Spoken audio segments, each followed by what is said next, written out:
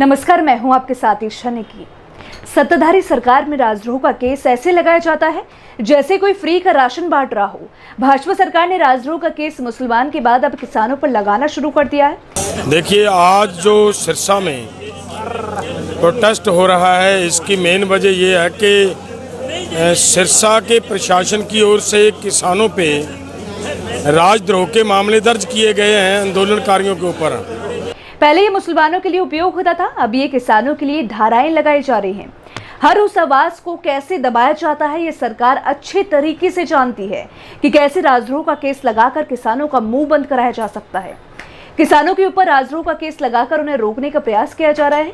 किसान आंदोलन से खासे प्रभावित राज्य हरियाणा किसानों और नेताओं के बीच लगातार झड़प के मामले में सामने आते रहे हैं।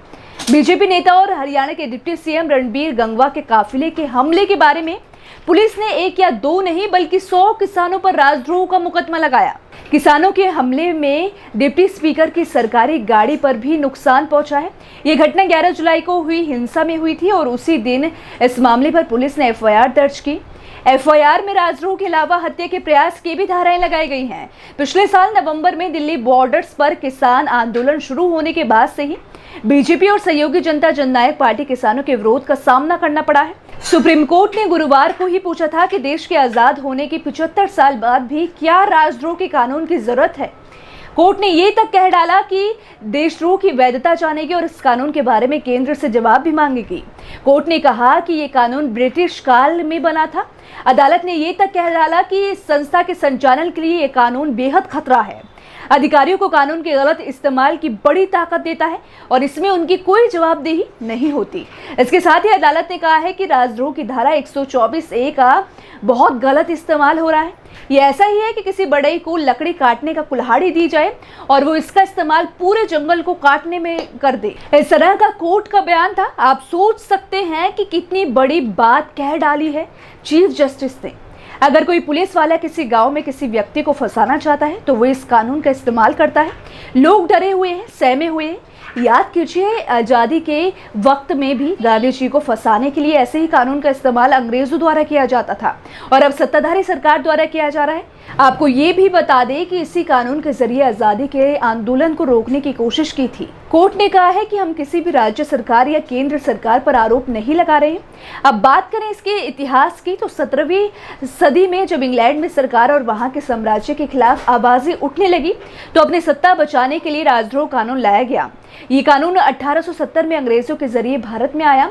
1860 में जब आईपीसी यानी इंडियन पीनल कोड लागू हुई तब उसमें राजद्रोह कानून नहीं था, लेकिन 1870 में आईपीसी में संशोधन कर 124A को जोड़ा गया और इसका इस्तेमाल स्वतंत्रता आंदोलन को कुचलने और सेनानियों को गिरफ्तार करने के लिए किया गया।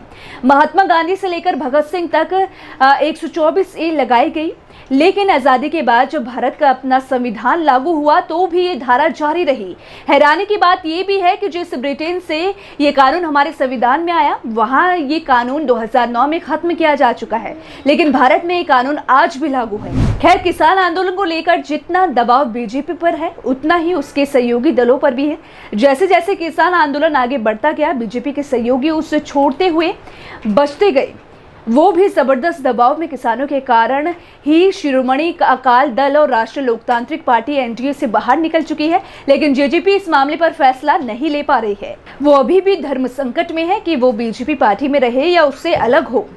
सोशल मीडिया पर युवा और किसान दुष्यंत चौटाला का विरोध करते नजर आ रहे हैं और किसानों और युवाओं का कहना है कि दुष्यंत ने बीजेपी के विरोध और किसानों की हिमायत करने के वादों के कारण ही पहले ही चुनाव में बड़ी सफलता हासिल की थी, लेकिन अब वो कुर्सी के लिए किसानों का साथ नहीं देना चाहते हैं। लेकिन अब एक बार फिर से किसान आंदोलन तूल पकड़ता हुआ नजर आ रहा है। जिस तरीके से किसानों का कहना है कि जब तक बिल वापसी नहीं होगी तब तक उनका घर वापसी होना असंभव है। इस वीडियो में मेरे साथ फिलहाल इतना ही। अगर आपको ये वीडियो पसंद आया हो तो इसे लाइक शेयर जरूर करें, साथ ही हमारे चैनल को सब्सक्राइब करना ना भूलें।